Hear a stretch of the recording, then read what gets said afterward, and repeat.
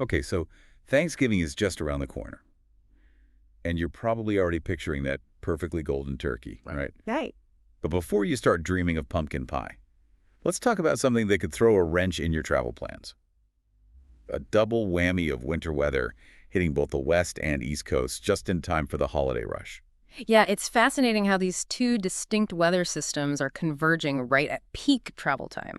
We've got one system slamming the West Coast with heavy rain, and another one brewing over the East, poised to dump snow across a huge swath of the country. Okay, let's unpack this starting with the West Coast. This atmospheric river we keep hearing about. What exactly is that, and how bad is it going to be? So imagine a massive river of moisture flowing through the sky, carrying an immense amount of water vapor.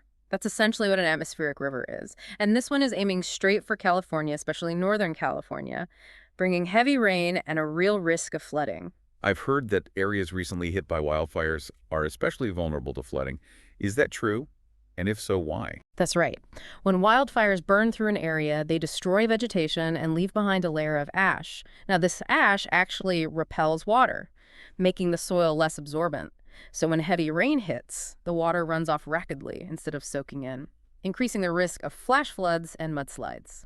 So if you're heading to or through California, it sounds like you need to be extra cautious, especially in areas that have experienced wildfires. Now, what about the Pacific Northwest? What's in store for them? The Pacific Northwest is bracing for strong winds and heavy mountain snow, making driving conditions tricky and potentially leading to power outages. If you're planning a road trip through the mountains, be sure to check road conditions and pack for the possibility of delays. Okay, so the West Coast has its hands full with rain and snow, but the East Coast isn't getting off easy either, right? Definitely not. The East Coast is facing a different challenge, heavy Oh, snow, particularly in the Great Lakes, Central Appalachians, Pennsylvania, and New York. hold on, let me grab my winter coat. This sounds serious. How much snow are we talking about here? Well, the Northeast is really going to feel the brunt of it. Higher elevations could see up to a foot of snow. And there's already a winter storm warning in effect. The National Weather Service in Binghamton reported 1 to 2 inches of snow falling per hour in the Catskills.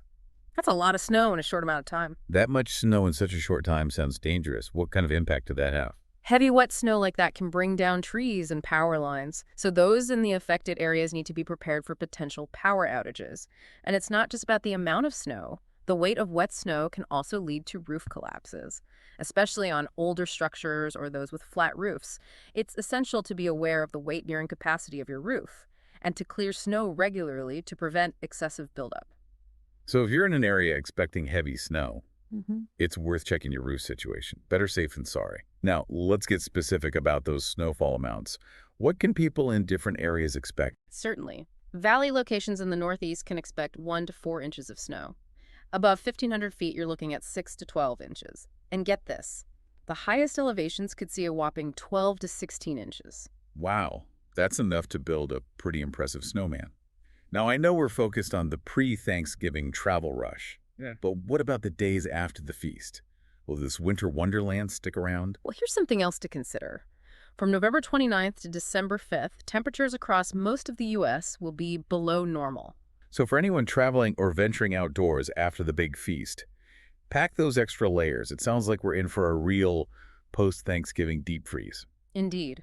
And it's not just about the cold. These freezing temperatures can exacerbate the hazards brought on by the snow and ice, making roads even more treacherous. Right, so we've got the West Coast dealing with heavy rain and potential flooding, the Pacific Northwest facing strong winds and mountain snow, and the East Coast bracing for a serious snowstorm. It's like a winter weather bingo card.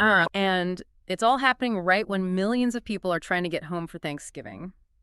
Let's zoom in on those pre-Thanksgiving travel days and break down what travelers can expect, starting with Tuesday and Wednesday, November 20th and 21st. Let's do it. I'm already feeling stressed for everyone hitting the road or taking to the skies. Yeah. What kind of travel headaches are we looking at for those days? Well, let's start with that eastern storm system. It's bringing rain and snow showers across the Great Lakes, with rain stretching all the way from the Ohio Valley down to Arkansas and Tennessee. And by Wednesday, that rain is likely to advance towards major Northeast cities along I-95. So anyone driving along I-95 on Wednesday should be prepared for some serious rain that could definitely cause some delays. What about folks flying in and out of the Northeast? Are they going to be impacted as well? Yes, absolutely. Strong winds in the northeast could cause airport delays. So that's something to keep in mind if you're flying into or out of the region on those days. It sounds like Tuesday and Wednesday are going to be pretty messy travel days, no matter how you're getting around. What about the West Coast? Is that storm system going to cause travel disruptions as well? Yes, that West Coast storm is pushing inland, bringing rain and mountain snow to the Sierra and the Rockies. So for those traveling through those areas on Tuesday and Wednesday, anticipate potential delays and pack accordingly for rain or snow. Okay, so basically, if you're traveling anywhere in the U.S. on Tuesday or Wednesday, expect delays and pack for all types of weather. What about the weekend before Thanksgiving, November 18th and 19th? Is there any good news for travelers heading out early?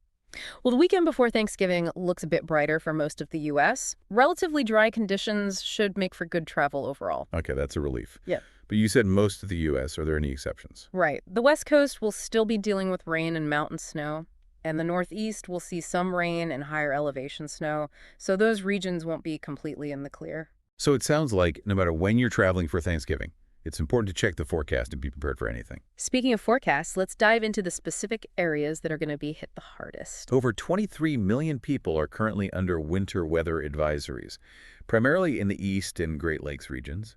We're talking parts of New York, Pennsylvania, West Virginia, Western North Carolina, Kentucky, Indiana, Ohio, and Wisconsin. That's a huge swath of the country being impacted. I hadn't realized how widespread this storm system is. Which areas are looking at the heaviest snowfall? Northern Pennsylvania and southern New York are expected to see at least 6 inches. The mountains of West Virginia, Maryland, and southwest Pennsylvania could see up to a foot of snow. And eastern Wisconsin could get 3 to 4 inches with gusty winds up to 40-mile-per-hour. So if you're in any of those areas, batten down the hatches and get ready for some serious snow. Is there anywhere else we should be keeping an eye on? Well, here's a surprising detail. Light snow could even reach as far south as North Carolina. It just goes to show how widespread these systems are. And don't forget about the Northwest. Parts of Washington, Idaho, and Montana are also under advisories, with heavy snow expected now. It's amazing how these weather patterns can impact such vast areas of the country. Yeah. We've talked a lot about the immediate impact on travel. Mm-hmm. Well, what about the potential long-term consequences of these storms, especially with those heavy rains on the West Coast? Heavy rain, especially in areas like California that have recently experienced wildfires, can increase the risk of flash flooding and mudslides. This is because the burned soil is less able to absorb water, leading to rapid runoff. These events can cause significant damage to infrastructure, displace communities, and pose a threat to human life. That's a scary thought. It's a reminder that the effects of these storms can be felt long after the rain stops. And what about the heavy snow? We talked about downed trees and power lines, but are there other risks? Certainly. Heavy snow can also lead to roof collapses, especially on older structures or those with flat roofs. It's essential to be aware of the weight-bearing capacity of your roof and to clear snow regularly to prevent excessive buildup. Additionally, heavy snow can make roads impassable, isolating communities and hindering emergency services. So many things to consider. It seems like these storms can have a ripple effect across so many aspects of our lives. Now let's switch gears for a moment and talk about the science behind these weather events. What are atmospheric rivers and how do they form? Atmospheric rivers are long, narrow bands of concentrated moisture in the atmosphere. They form when warm, moist air from the tropics is transported towards the poles by prevailing winds. When these rivers of moisture encounter land, they can release vast amounts of precipitation, often in the form of heavy rain or snow. Okay, so they're like giant conveyor belts of moisture moving across the globe. And what about the collision of these two storm systems we've been talking about? How does that amplify the impact? When two storm systems collide, they can interact in complex ways, often leading to enhanced precipitation and stronger winds. In this case, the West Coast storm is bringing a surge of moisture from the Pacific, while the East Coast storm is tapping into cold air from the north. The convergence of these contrasting air masses creates a dynamic environment ripe for intense weather. It's like a perfect storm, literally. And with Thanksgiving travel peaking right in the middle of this, Yeah. it's no wonder so many people are concerned. Some people might argue that these extreme weather events are just natural variations. How does climate change really factor into all of this? That's a great question, and it's one that scientists are actively studying. There's a growing consensus that climate change is contributing to the frequency and intensity of these extreme weather events. It's not just about natural variations anymore. Okay, let's unpack this. How exactly is climate change impacting these events? Well, as global temperatures rise due to the increase in greenhouse gases, more water evaporates from the oceans and land surfaces. This leads to a higher concentration of moisture in the atmosphere, which can fuel more intense precipitation events, whether it's rain or snow. So warmer temperatures mean more moisture in the air, Yeah. which translates to heavier rain and snowstorms. Makes sense. But what about the impact on wind patterns and storm systems? Yeah, climate change is also altering atmospheric circulation patterns, which can influence the tracks and intensity of storms. For example, some studies suggest that the jet stream, a high-altitude wind current that steers weather systems, is becoming more wavy and erratic. This can lead to more extreme weather events in certain regions. So these storms are not only becoming more powerful, but also potentially more unpredictable. That's a concerning combination. And what does this mean for the future of Thanksgiving travel? Could these kinds of weather disruptions become the norm? Hmm. It's difficult to predict with certainty, but the trend suggests that we may need to adapt our expectations and travel plans in the face of a changing climate.